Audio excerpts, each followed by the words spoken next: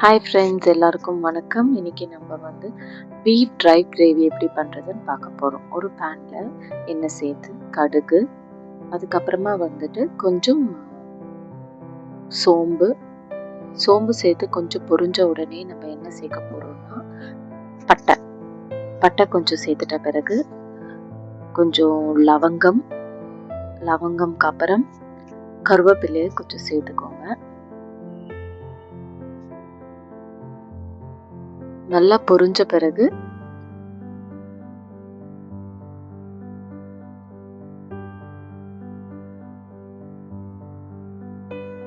நல்லா மிக்ஸ் பண்ணிக்கோங்க.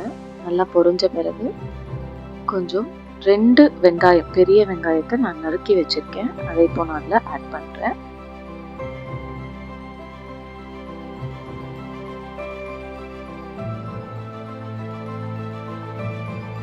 கொஞ்சம் ஆனியன் குக் ஆகிறதுக்கு கொஞ்சம் சால்ட் ஆட் பண்ணிக்கலாம். அதை நல்லா மிக்ஸ் பண்ணிக்கோங்க. அதை நல்லா குக் ஆகணும். ஆனியன் குக் ஆகணும்னு கொஞ்சம் 2 பச்சை மிளகாய் கட் பண்ணி வச்சுருக்கேன், அதையும் நான் ஆட் பண்ணிக்கிறேன். அதையும் நல்லா குக் பண்ணிக்கிறேன்.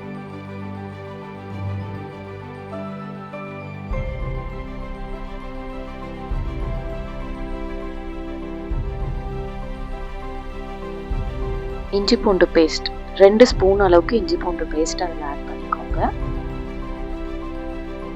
அதையும் நல்லா போட்டு வதக்கிக்கோங்க. அப்புறம் 2 பெரிய சைஸ் தக்காளி குட்டியாக நறுக்கி வச்சிருக்கேன், அதையும் ஆட் பண்ணிக்கிறேன். அதையுமே கொஞ்சம் நல்லா வதக்கிக்கோங்க. தக்காளி நல்லா குக் ஆகும். தக்காளி ஆனியன் ரெண்டுமே சேர்ந்து நல்லா ஒரு கிரேவி கன்சிஸ்டன்சி மாதிரி வரணும். இப்போ அந்த டைம் வந்து கரம் மசாலா அரை ஸ்பூன் கரம் மசாலா, வீட்டில் அரைச்ச குழம்பு மிளகாத்தூள் 2 ஸ்பூன் நான் அதை ஆட் பண்ணிக்கிறேன். இது எங்கள் வீட்டிலே அரைச்ச மிளகாத்தூள்னால அதில் எல்லா மசாலாவும் மிக்ஸாக இருக்கும். ஸோ அதில் 2 ஸ்பூன் மட்டும் நாங்கள் ஆட் பண்ணிக்கிறேன். நல்லா மிக்ஸ் பண்ணிக்கோங்க. ஆல்ரெடி ப்ரெஷர் குக் பண்ணி வச்சிருக்க பீஃப், நான் இது வந்து 12 விசில் விட்டு ப்ரெஷர் குக் பண்ணி ஆல்ரெடி வச்சுருந்தேன். இதில் என்னென்ன போட்டு மிக்ஸ் பண்ணி வச்சுருக்கேன்னா வாட்டர், ஜிஞ்சர் கார்லிக் பேஸ்ட்டு, அதுக்கப்புறம் கொஞ்சம் மஞ்சத்தூள், கரம் மசாலா, உப்பு, சின்ன வெங்காயம் போட்டு ப்ரெஷர் குக் பண்ணி வச்சுருந்த பீஃப் சூப் வந்து இதில் ஆட் பண்ணியிருக்கேன்.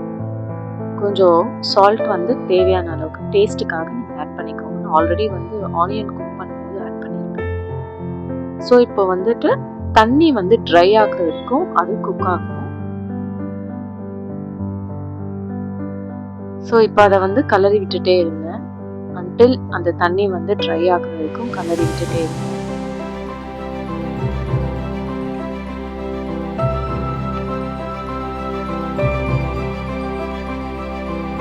லோ ஃப்ளேம்லேயே இருக்கணும் அடுப்பு.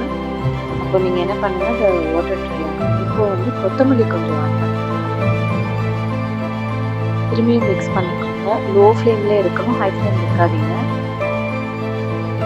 நல்லா மிக்ஸ் பண்ணிக்கிட்டே இருங்க. இப்போ அது ஒரு ட்ரை கிரேவி கன்சிஸ்டன்சியில் வரும்.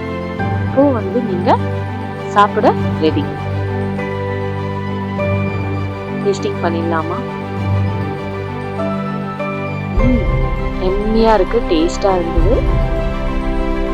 நீங்களும் உங்கள் வீட்டில் ட்ரை பண்ணிவிட்டு இந்த டிஷ் எப்படின்றது நீங்கள் கமெண்ட்டில் ஷேர் பண்ணலாம். Thank you. Until bye from Esther.